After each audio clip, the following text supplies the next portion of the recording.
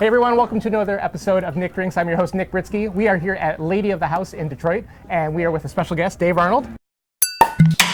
Nick Drinks. Hello. Hey, thank you so much. Coming all the way in from New York. He is the author of Liquid Intelligence. He is also the co-founder of Booker and Dax Lab, as well as Existing Conditions, right? Right. You used to have Booker and Dax bar, but... Right, and I did get to visit that in New York, nice. and it Did you was have a good beautiful. time? I did. Nice. Yeah, so the new bar, like, conceptually, is like, you go in steps. So I did a bar, Booker and Dax was a bar where we're using a lot of cutting edge techniques, but, because everyone said, oh, you can't do this in a real bar. So we're like, actually we can, but it was only like a 30-seat bar. So Existing Conditions, we're like, well, can we do it in even bigger place?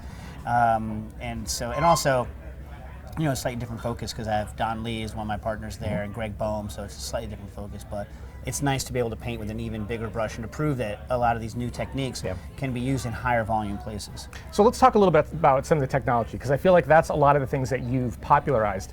One of them being centrifuges, the other being rotovaps to some extent. What kind of do you think you did that wasn't around that people then did after you started your stuff? I mean, I think part of the issue, when I was coming up with a lot of the techniques early on, I was at the French Culinary Institute, so I didn't have the pressure of service. It was a lot easier to kind of come up with techniques, and specifically, I was tasked to find techniques that would be useful in bars and restaurants really at the French Culinary. And so I was able to kind of find things that I thought did have wide value, which is different from has immediate press value. Okay. So like something like a rotovap is popular on a certain echelon of bar, but it's expensive, it's time consuming. There's legal questions? Yeah, but even in countries where there's not, right? You're talking about like the equipment's expensive.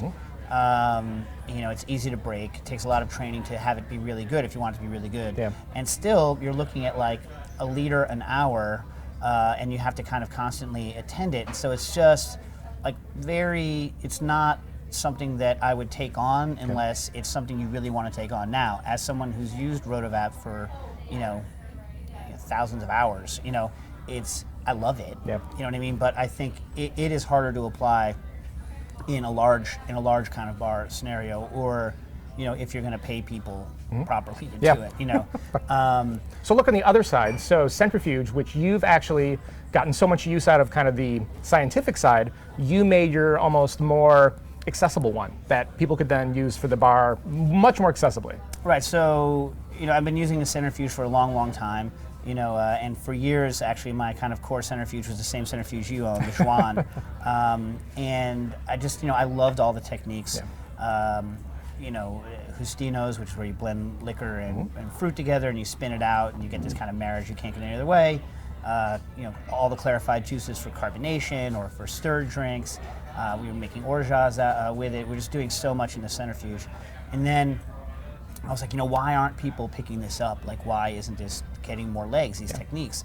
And to get a new one is tens of thousands? For the kind I use, it's between 8 and 10 grand. Okay. So, and I got to use one for hundreds. Yeah, which is reasonable, but they take maintenance. Yep. You know what I mean? Especially if you're going to use them in daily service, you have to balance them out, which is a pain in the butt. If you want to spend like 25, 30 grand, you can get one that doesn't take any kind of pre-treatment. So when you're using a centrifuge, you have to do pre-treatments to your stuff to get them to clear out.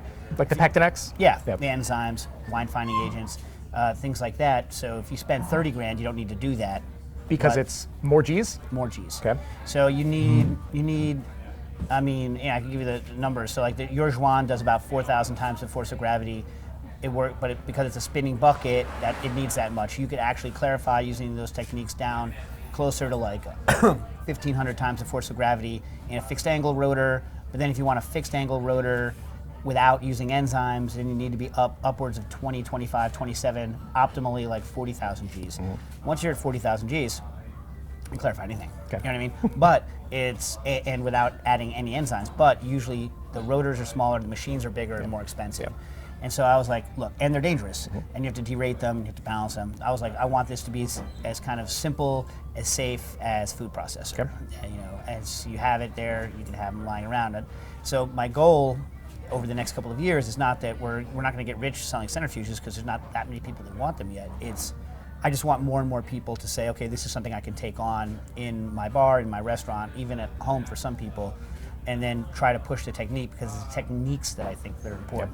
So the product was driven by the fact that I wanted more people to use the techniques. So is there anything you can do without a centrifuge for clarifying, or do you really need that type of machine? Can you like spin it by hand? Agar clarification, so There you another go, technique perfect, that, there was gelatin clarification early on, and then freeze thaw agar, which takes a while, so it's not good for things like lime juice, which kind of don't really want to sit around for a couple of days while you freeze them and thaw them out.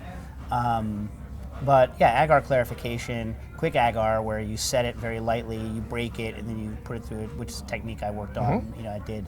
It works great. Okay. It strips a little more flavor than a centrifuge, but if you're only going to do it like once, twice a year, it's like, it's a good technique. It takes a little bit of practice, but again, it takes zero equipment, and it makes a mess, and your yield's not as high. But if you're not doing it professionally and you're only doing it a couple times, it's fine. In fact, the guy who reviewed my centrifuge for Wired, like, kind of busted me on that. I'm like, well, it's not for Everybody. It's not for everyone. It's not for some guy that's going to clarify, like 3 ounces of lime juice twice a year. Yeah. I mean, it's not what it's for. Then you use agar. But alcohol, clarifying alcohol, like Justinos, really centrifuge is the only way to go. You lose too much in the agar process. It strips too much.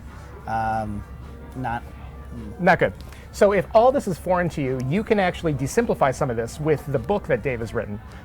Liquid Intelligence, a fantastic read. It's a big read, but you put a lot of thought into that. You talk about carbonation. You talk about some of the machine tools. You have some great recipes. What did you not see any of that on the market? So you decided to kind of attack that 400-page book? So I had all of these techniques that I was, using. I was using at the FCI. I was using at Booker and Dax Bar, which is, what was open when I wrote the book. And I also had kind of a very specific, or have still, a very specific way of looking at cocktails. Kind of, analytically, but also just a kind of mindset of like dealing with flavor. And so I told my editor, I was like, listen, like, I actually want to write a book where you can get something out of it, even if you don't use all of the techniques. Like, I'm not going to buy a rotovap, I'm not going to buy. But on the other hand, I want people to know how it actually can be done. The so theory. The theory, so they can actually do it, whether they use it or not.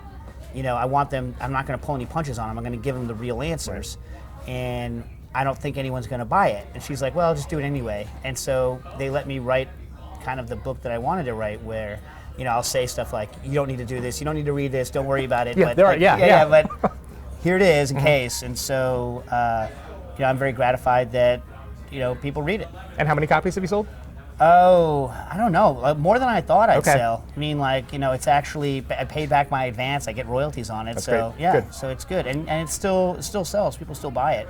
And again, like, I also wrote it. One of the things I was nervous about, because there's a lot of technique. It's very new technique driven. So the second section is pretty much all new techniques.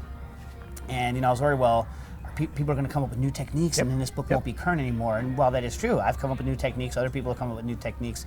The way I wrote it is more about a way to think about drinks, a way to think about using new techniques, and I think hopefully that is future-proof no matter what. And then people are like, well, are you going to write another cocktail book? I'm like, hell no. Like, maybe like someday for the bar, we'll do a recipe book or something like this. But You've covered a lot of it. I covered a lot of it, and so to try to rehash it from the ground up, I mean, I just don't feel like I have enough additional to say to justify writing a whole nother book, and I don't want to do tiny book. Okay. Okay.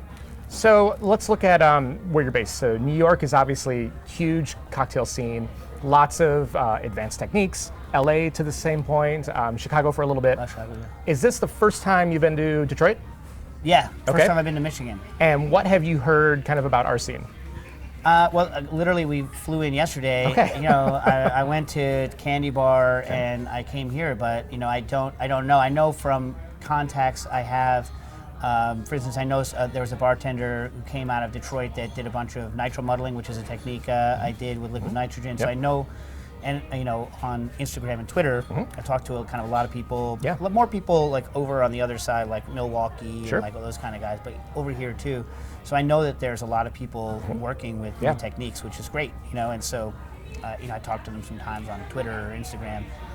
get people coming into the bar. So that my impression, not personally, but my impression is that it's like exploding. People are doing a lot of work. That people are on all fronts. You know what I mean? Just that there is like a hunger among the customer base to kind of have someone who gives a crap about what they're doing, and so the kind of stuff that we work on is one aspect of that. You know what I mean? There's many ways to give a crap. Yeah. And like this is one way to give a crap, but there's many different ways.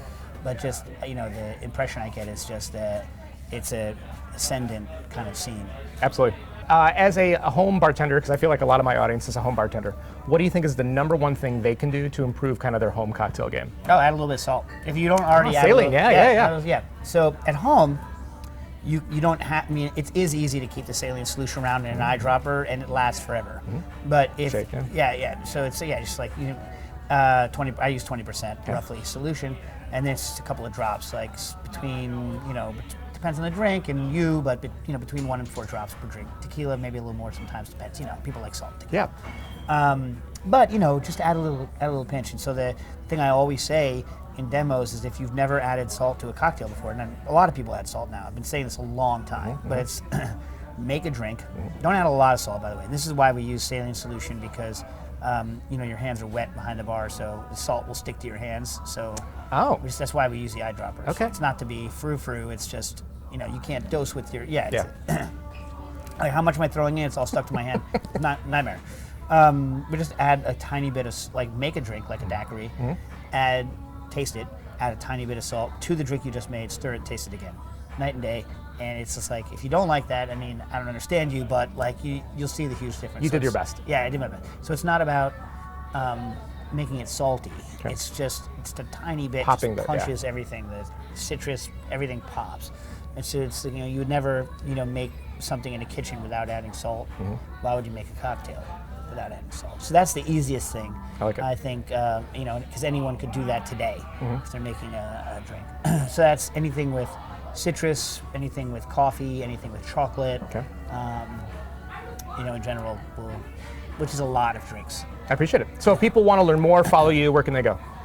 If you have a question that fits into like a relatively small thing, you can get me on Cooking Issues is my handle. Sometimes people ask me on Instagram as well. I have the same handle. I have Nastasia Lopez, my partner, Booker and Dax, and I have a call-in show every Tuesday on Heritage Radio Network, also called Cooking Issues, where you can write questions. Did I read that's the number one show on that network? That's what they tell me, but like I don't actually know if they really track anything. And for years we just go do the show. I don't know. Well, don't remind them. Just say yes. Yeah, right. Yeah. Well, Nastasia and I are paid in pizza. Okay. Like that's the payment that we get for it is pizza. So, Well, and there's a whole thing of pizza over here, so we're probably letting it get cold. Yeah. Thank you so much for Thanks coming for in. having I me. appreciate it. Thank you for coming to Detroit.